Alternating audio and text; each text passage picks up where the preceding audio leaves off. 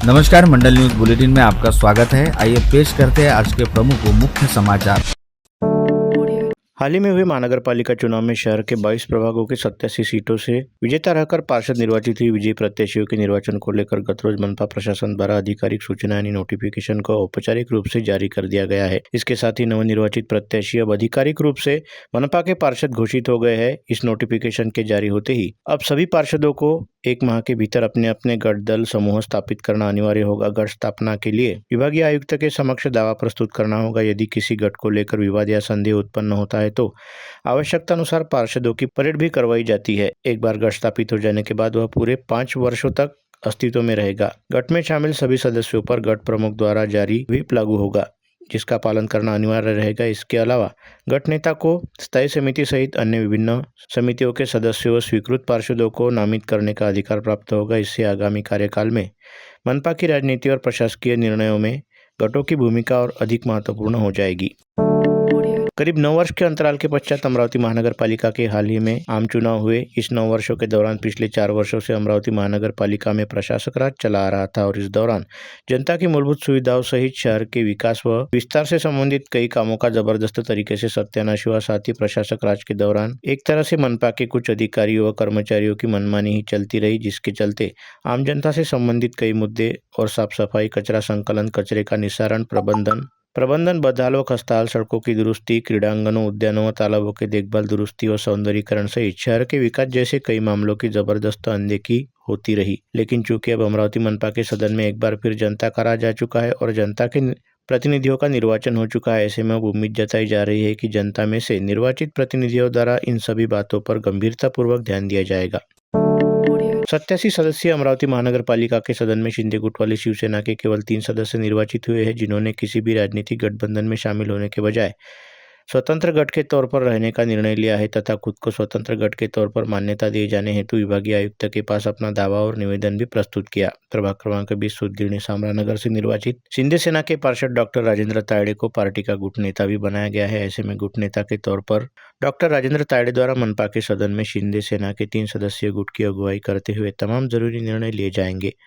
महानगर पालिका में शिंदे सेना के प्रत्याशियों को स्वतंत्र गठ के तौर पर मान्यता देने और शिंदे सेना के प्रत्याशी राजेंद्र तायड़े को गठ नेता के तौर पर स्वीकृति दिए जाने से संबंधित पत्र पार्टी के शहर जिलाध्यक्ष संतोष बद्रे द्वारा जारी किया गया है। अमरावती महानगर पालिका के चुनाव में 15 सीटों पर जीत दर्ज कराने वाली युवा स्वाभिमान पार्टी ने मनपा के सदन में अपना गढ़ स्थापित करने हेतु आज अपने सभी निर्वाचित पार्षदों की बैठक बुलाई, जिसमें प्रभाग क्रमांक 1 की जून बस्ती बडनेरा से निर्वाचित युवा स्वाभिमान पार्टी के पार्षद प्राध्यापक ज्ञानेश्वर उर्फ नाना आमले को सर्वसम्मति के साथ पार्टी का गठ नेता चुने जाने के फैसले को मंजूरी दी गई। साथ ही यह भी तय किया गया कि गठ नेता के तौर पर अब पार्षद नाना आमले द्वारा संभागीय राजस्व आयुक्त के समक्ष अपना दावा पेश किया जाएगा। अमरावती महानगर पालिका चुनाव 2026 के नतीजे घोषित हो जाते ही अब पूरे राज्य की नज़र महापौर पद पर टिक गई है। वर्षों से यह धारणा बनी हुई थी कि 87 सदस्यीय अमरावती महानगर पालिका में महापौर बनाने के लिए 44 नगर सेवकों का समर्थन अनिवार्य होगा, लेकिन अब यह जानकारी सामने आई है कि यह धारणा पूरी तरह से गलत है, क्योंकि महापालिका में सत्ता चलाने के लिए भले ही 44 का आंकड़ा अहम हो, लेकिन केवल महापौर की चुनाव प्रक्रिया के लिए यह संख्या कानूनन अनिवार्य नहीं है। बता दें कि अमरावती महापालिका में कुल 87 नगर सेवक है, जिसके चलते आमतौर पर बहुमत यानी 44 का आंकड़ा लोगों के दिमाग में बैठा हुआ था। लेकिन कानून के अनुसार महापौर का चुनाव पहली सर्वसाधारण सभा में होता है, जहाँ कोरम पूरा होना जरूरी है। इसके बाद उपस्थित मतदान करने वाले नगर सेवकों में से जिसे सबसे अधिक वोट मिलते हैं वही महापौर चुना जाता है। बीजेपी की राजापेट प्रभाग क्रमांक 18 की क सीट की उम्मीदवार एडवोकेट अपर्णा ठाकरे को 2000 से कम वोट नहीं हो सकते। यह दावा उनके चुनाव प्रतिनिधि अमोल ठाकरे ने किया है। उन्होंने ईवीएम मशीन में तकनीकी कारण के अन्याय होने का आरोप किया है। यह भी कहा कि प्रभाग में एक मतदान केंद्र पर अपर्णा ठाकरे को मात्र 67 वोट दिखाए गए हैं, जबकि वहां उन्हें कई अधिक संख्या में वोट मिलने चाहिए थे। राज्य की 29 महापालिकाओं में महापौर पद का आरक्षण तय करने के लिए गुरुवार को मंत्रालय में लॉटरी निकाली जाएगी। नगर विकास राज्य मंत्री माधुरी मिसाल की अध्यक्षता में यह प्रक्रिया संपन्न होगी। जैसे ही महापौर पद का आरक्षण तय होगा, विभिन्न महानगर पालिकाओं में महापौर चुनाव की प्रक्रिया शुरू हो जाएगी और सत्ता स्थापन की राजनीतिक गतिविधियों को तेज गति मिलेगी। इसके साथ यह स्पष्ट हो जाएगा कि राज्य की किस महानगर पालिका में किस कैटेगरी यानी संवर्ग से वास्ता रखने वाले पार्षदों को महापौर पद का चुनाव लड़ने का मौका मिलने जा रहा है। पूर्व सांसद नवनीत राणा को बार बार मिल रही धमकियों को पुलिस ने गंभीरता से लिया है। अब तक प्राप्त सभी धमकी भरे पत्रों को और फोन कॉल्स को लेकर संयुक्त रूप से जांच की जा रही है। पुलिस प्रशासन ने स्पष्ट किया कि इस मामले में किसी भी तरह की लापरवाही नहीं बरती जाएगी और हर संभावित एंगल से पड़ताल की जाएगी। पूर्व सांसद नवनीत राणा जब सांसद थी और राज्य में महाविकास आघाड़ी की सरकार थी, उस समय राज्य के मुख्यमंत्री उद्धव ठाकरे थे। उस समय हनुमान चालीसा का मुद्दा काफी गूंजा था। देश भर में राणा दंपत्ति को लेकर हनुमान चालीसा के मामले को लेकर चर्चा चली थी। राणा दंपत्ति हनुमान चालीसा प्रकरण में मुंबई जेल में भी गए थे। उसी समय वे नवनीत राणा के केंद्र की तरफ सुरक्षा प्रदान की गई थी। यह सुरक्षा आज भी कायम है। वर्ष 2022 में हनुमान चालीसा प्रकरण काफी गूंजा था। महाराष्ट्र के तत्कालीन मुख्यमंत्री उद्धव ठाकरे के घर मातोश्री के बाहर हनुमान चालीसा पढ़ने की घोषणा की गई थी, जिससे शिवसेना कार्यकर्ताओं में तनाव बढ़ गया। यह प्रकरण अप्रैल 2022 का है। उसके बाद नवनीत राणा को 4 से 5 दफा जान से मारने की धमकियां मिली। उन्हें कभी फोन कॉल तो कभी धमकी भरे पत्र मिले। पुलिस ने इन पत्रों में लिखे गए पतों की गहन जांच करनी शुरू कर दी। वही धमकी भरे कॉल्स जिन नंबरों से आए हैं उन्हें भी तकनीकी सहायता से ट्रेस किया जा रहा है। नगर पालिका और नगर पंचायत तथा महानगर पालिका के चुनाव निपटने के बाद अब जल्द ही आगामी समय में जिला परिषद और पंचायत समितियों के चुनाव होने वाले हैं, जिसके लिए जिला परिषद प्रशासन द्वारा अभी से ही तैयारियां करनी शुरू कर दी गई है। जिसके तहत जिला परिषद पदाधिकारियों व निवास स्थानों हेतु 50 लाख तक, मुख्यालय स्थित दालनों हेतु 10 लाख रुपए की देखभाल व दुरुस्ती खर्च का प्रावधान किया गया है, जिसके जरिए जिला परिषद पदाधिकारियों के निवास स्थानों व दालनों में इस समय डागडूजी के काम शुरू कर दिए गए हैं। देश की खजांची निर्मला सीतारामन आगामी 1 फरवरी को आम बजट प्रस्तुत करने जा रही है। साउथ ब्लॉक में बैठकों का दौर शुरू है। स्वयं प्रधानमंत्री नरेंद्र मोदी ने अर्थसंकल्प संदर्भ में वित्त मंत्री और राज्य के मंत्री और अफसरान से महत्वपूर्ण विचार विनिमय किया। ऐसे में देश के उद्योग जगत और व्यापारियों की करों में राहत सहित नाना प्रकार की आशाएं अपेक्षाएं बजट को लेकर व्यक्त हो रही है। इसी कड़ी में अमरावती मंडल ने अपनी व्यापार हितैषी परंपरा के अनुसार यहाँ के उद्योगपतियों, व्यापारियों, व्यापारी संगठनों के पदाधिकारियों से अर्थसंकल्प 2026-27 को लेकर उनकी आशा अपेक्षाओं के विषय में चर्चा की तो अनेक प्रकार की उम्मीदें सामने आई। खासकर निर्मला सीतारामन का पिछला अर्थसंकल्प अभूतपूर्व रहने के कारण सलाहकारों से लेकर व्यापार जगत तक बजट संबंधी अपेक्षाएं खुलकर सामने आ रही है। इस साल तुअर के लिए 8,000 रुपए प्रति क्विंटल का गारंटी मूल्य घोषित किया गया है और इसी दर पर नाफेड द्वारा तुअर की खरीदी किए जाने की संभावना है। हालांकि इससे पहले पूरे साल भर तुअर के दाम 6,500 से 6,700 रुपए प्रति क्विंटल की दर पर स्थिर थे। वही अब जनवरी माह के अंत तक तुअर का सीजन शुरू होने जा रहा है और फिलहाल बाजार में लेमन, विदेशी तुअर सहित कर्नाटक की तुअर भी। साथ ही इस दौरान तुअर के दाम 7,500 रुपए प्रति क्विंटल पर पहुंच जाने के चलते किसानों को भी अच्छी खासी राहत मिलती नजर आ रही है। देश की पहली मराठी भाषा विद्यापीठ जो 5 सितंबर 2024 को रिद्धपुर में शुरू हुई थी, उसके पहले सेमेस्टर की परीक्षाएं 19 जनवरी 2026 से शुरू हो गई है। पहला वर्ष होने की वजह से विद्यापीठ ने सिर्फ 4 कोर्स शुरू किए, जिसमें bachelor of art, language and script, bachelor of fine arts, post graduate Marathi और पोस्ट ग्रेजुएट साइकोलॉजी शामिल है।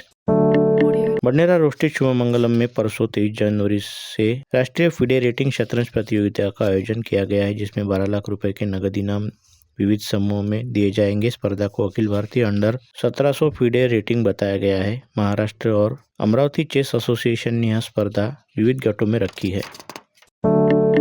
श्री राजस्थानी हितकारक मंडल ने अमरावती महानगर पालिका के चुनाव में राजस्थानी समाज के भाई बहनों की सफलता पर अपार हर्ष व्यक्त करते हुए नवनिर्वाचित नगर सेवकों का आगामी रविवार 25 जनवरी को दोपहर 1 बजे अग्रसेन भवन रायनी प्लॉट में सत्कार आयोजित किया है। विदर्भ यूथ वेलफेयर सोसाइटी द्वारा संचालित Ram Meghe institute of technology and research Badnera ने national institute of securities marketing के साथ शैक्षणिक सहयोग का अनुबंध LOU किया है। LOU पर हस्ताक्षर कर महत्वपूर्ण शैक्षणिक और व्यावसायिक भागीदारी शुरू कर दी गई। इस सहकार्य से विद्यार्थियों और प्राध्यापकों को आर्थिक शिक्षा, उद्योगाभिमुख अनुभव और कौशल्य विकास को गति मिलेगी। NISM के महाप्रबंधक संजीव बजाज और मैगी कॉलेज की ओर से प्राचार्य डॉक्टर GR बमनोटे ने इस पर हस्ताक्षर किए हैं।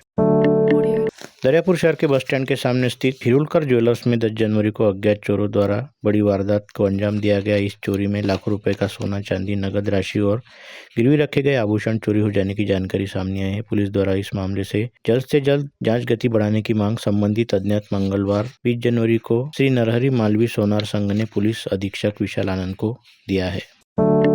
अमरावती शहर से सटे पोहरा जंगल के पास चांदोली मार्ग पर अनेक बार तेंदुए दिखाई दिए। परिसर में कुत्तों का शिकार किए जाने की घटना अनेक बार घटित हुई। ऐसे में आज मार्ग से दुपहिया पर जा रहे व्यक्ति पर तेंदुए के कूदने की घटना प्रकाश में आई। इस हादसे में दुपहिया सवार नीचे गिरने से घायल हो गया। इस घटना के कारण राहगीरों में दहशत व्याप्त है। निकलदरा वन उद्यान के समीप दिलदार ढाबे में सोमवार की रात एक साथ दो तेंदुओं ने दस्तक दी। परिसर में हड़कंप मच गया है। देर रात में तेंदुए ढाबे में घुस आए थे। यह पूरी घटना ढाबे में लगे सीसीटीवी कैमरों में कैद हुई, जिसे फुटेज सामने आने के बाद रिहायशी इलाकों में दहशत फैल गई। प्रत्यक्षदर्शियों के अनुसार देर रात तेंदुए ढाबे के आसपास कुछ देर तक घूमते रहे। तेंदुओं की मौजूदगी के बाद परिसर में कई श्वानों के गायब होने की जानकारी सामने आई है।